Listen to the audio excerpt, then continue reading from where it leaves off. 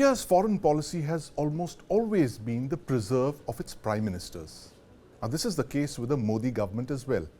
Now, one of Prime Minister Modi's singularly significant foreign policy achievements has been his West Asia outreach. Prime Minister Modi has leveraged his personal connect with the sheikhs, emirs and crown princes of the Gulf countries. And this has borne rich dividends. Now, on the 12th of February, Qatar released 8 former Indian Navy veterans who had been given death sentences, later commuted to life. We're still not sure how this happened. The circumstances are as shrouded in mystery as are the reasons they were convicted in the first place. And clearly there's a lot that was left unsaid in the picture last year of Prime Minister Modi with the Qatari Emir Hamad Al Thani. And now Prime Minister Modi is now in the UAE inaugurating the biggest Indian temple in West Asia. Joining me to decode Prime Minister Modi's Arab Connect are Pramit Pal Chaudhary, Abhijit Iyer Mitra and my colleague Kartikeya Sharma. Gentlemen, welcome to the News9 Plus show. I want to start by asking Abhijit, why is Prime Minister Modi's West Asia outreach such a big deal? Why is it regarded as one of his crowning achievements in foreign policy? Thanks, Sandeep. It's probably because it's achieved so much. I think of all the foreign policy outreaches that he's done, you could almost say that in terms of its deliverables, it's right up there with what Manmohan Singh managed to achieve with George Bush, which is the India-US nuclear deal. You look at it purely in terms of where it came from and where it has ended. This was, a region that used to consistently vote against India at the UN, every other place, keep passing running commentary on what was happening in India. Today, they not only refuse to comment on what India does internally, they invariably end up supporting India at international arenas. The relationship, now we need to understand this is a very complex dynamic that has happened.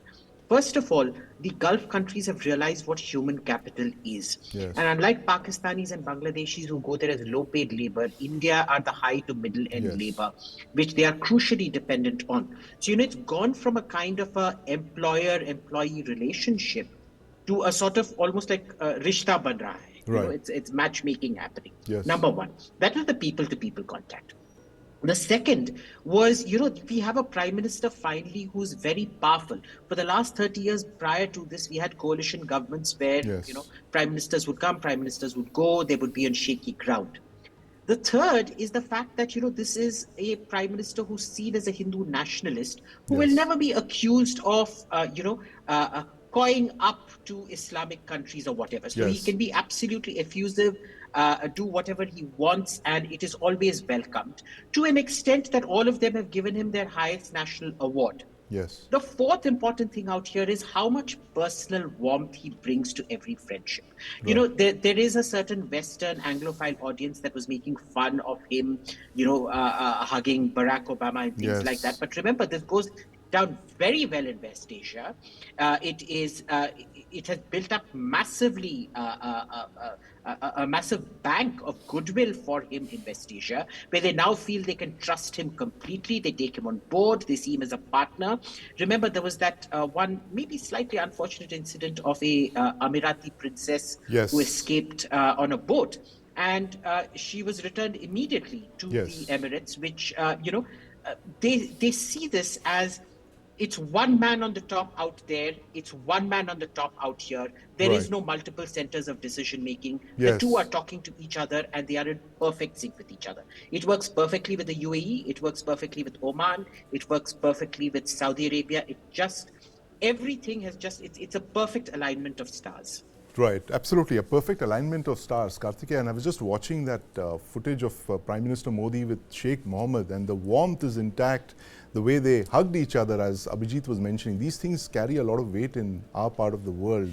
Kartikeya, what's your take on it? Especially that thing of what Abhijit mentioned, that this is actually as significant as what the Indo-US nuclear deal was to Prime Minister Manmohan Singh's. See, there are a couple of things. One is that there has been a departure from the Nehruvian foreign policy, which was more around Arab nationalism, in contrast to what Israelis were doing. So he disconnected a lot of parts.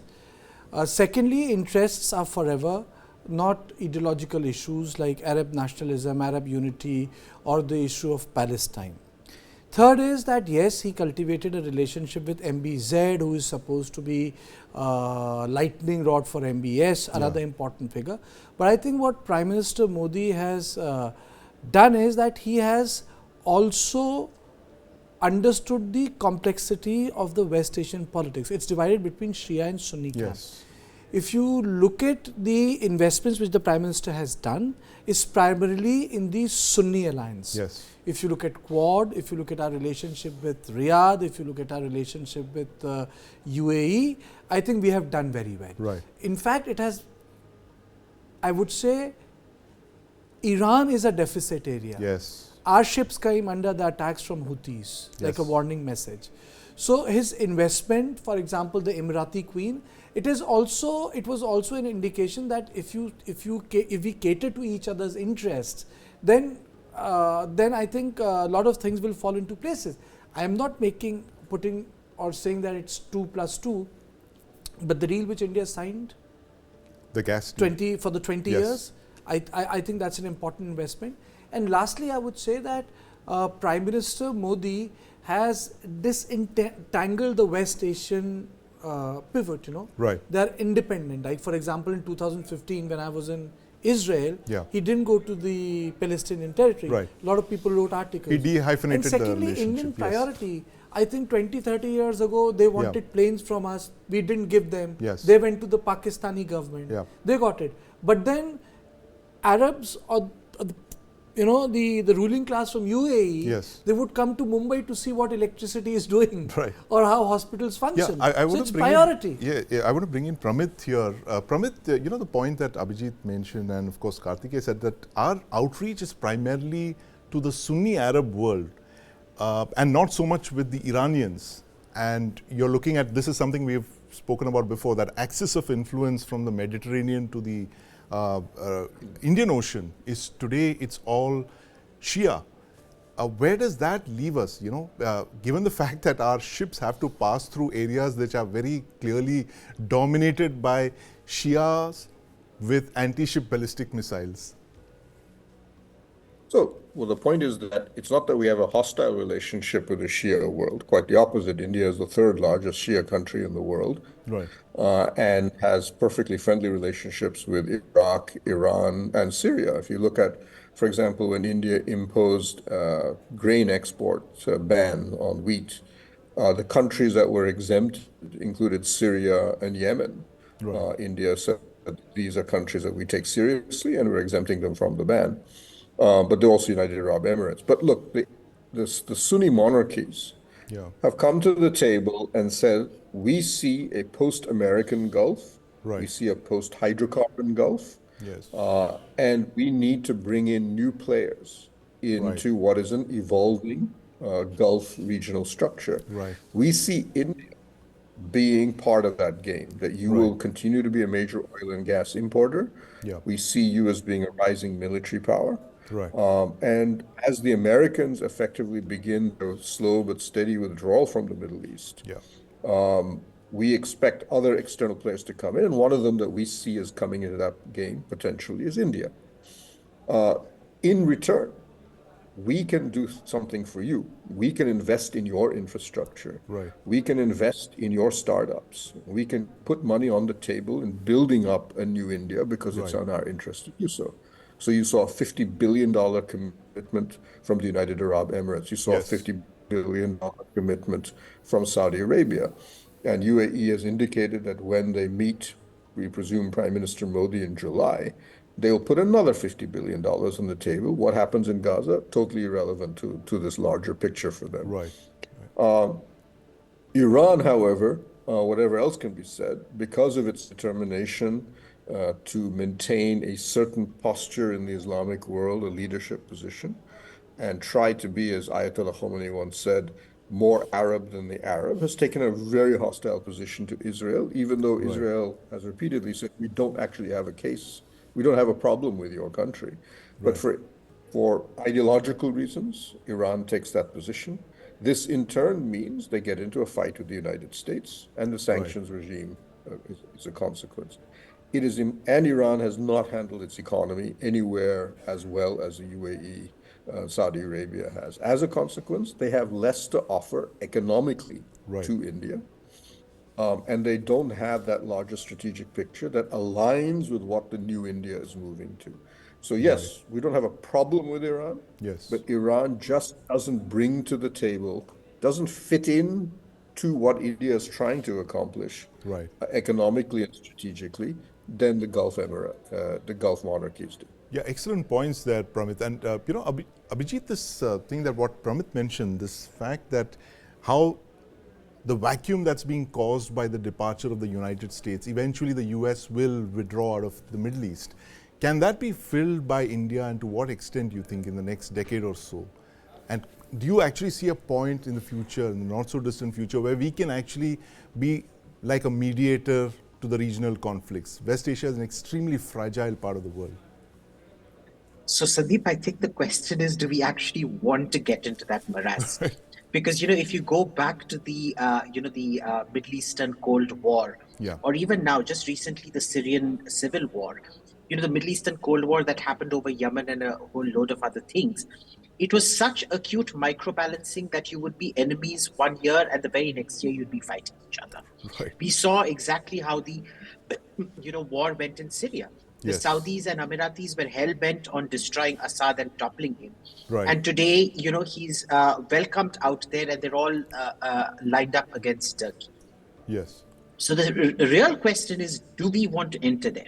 Do we want to start, negotiating? It is honestly a thankless job. When the Israel-Palestine partition was being discussed in the 1940s, the Israelis and the Palestinians could not agree on anything. They only agreed on one thing, which was that the Indian plan was a terrible plan. And that was literally the only point of agreement that the two of them had. So, this is probably not the best thing to do. However, what we can do is build up good relations with all of them as an honest carrier of messages. Remember, in order to solve people's problems and be a mediator, the mediator is also required to make significant concessions. I don't think we've come at the level of being able to provide security guarantees to them. And if we can provide security guarantees to them, how do you do that in an area where there is so much microbalancing, where today's friend becomes tomorrow's enemy, literally within months, if nothing else? So all of this has to be considered. But I think where we already are is the fact that we very uniquely have everybody's trust out there. The big question mark is possibly Iran, where I'd like to slightly disagree with Pramit, where, I think the Iranians themselves, sometimes they can be brilliant negotiators, but sometimes they're just too smart by half for their own good. You look at Chabahar, they stalled it for so long. The moment, every single ambassador to Iran will tell you this, the moment their relations with the West get great, they have no time for India or Indian infrastructure projects. The moment their relations with the West go south, then immediately India becomes the flavor of the month out there. You can't have a relationship like that. But that is not a fault on our side. That is a fault on their side. And we also need to remember, Indian policy has been very consistent.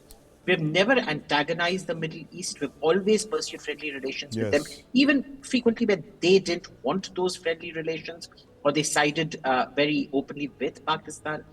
And it's really, like I said, a great alignment of the stars, but we should be very careful before we overplay our hand. Absolutely, a careful alignment of the stars, and of course, let's not forget the shifting sands of the Middle East. I think he made a very relevant point. There is history to it. If you look at the history of Islam, it has more of Persian influence than the influence of Saudi Arabia. In India, custom is not to say Allah Hafiz, people say Khuda Hafiz. And that's Persian. If you look at the way the architecture of the Mughals, pre-Mughals, they were inspired by the Persians. Even the Mughal, even the Indo-Islamic or Rajput architecture, there's nothing called Hindu architecture. It's inspired by the Persian architecture. The script was Persian. Even if you look at the earlier scripts of Sikhism, it is in Persian. So, I agree that Iran has not been able to connect with a new modern India. But what coming back to Prime Minister, what he has also done is, he has disconnected domestic politics from the from its effect on foreign policy in Yes, West Asia. yes. That is, and there is no Shia cause, there is no Sunni cause, cause. that's right, That yeah. disconnection has happened, and it's not as India has been immune to it. No, look at Manmohan Singh. Right. Mamata Banerjee did not allow Manmohan Singh to sign that Teesta Accord. Yeah, yeah. And Karunanidhi did not allow Manmohan Singh to go to Colombo. Salman had to go there. Those are the exigencies of coalition politics. Coalition, but yeah, then, you know, the local constituency is having a larger say on Yes. the issue. Because see, this has been in the larger politics of the Congress, Khilafat movement. Yes. And Khilafat resonated throughout the Congress party. Right. It led to lot of difference of opinion within senior leaders. So, you know, you can be anything in India, but if interests meet, you know, you can be friends forever. So Yeah. there's a political side to it also. Streaming on News9 Plus. News is now content. Subscribe and get free vouchers.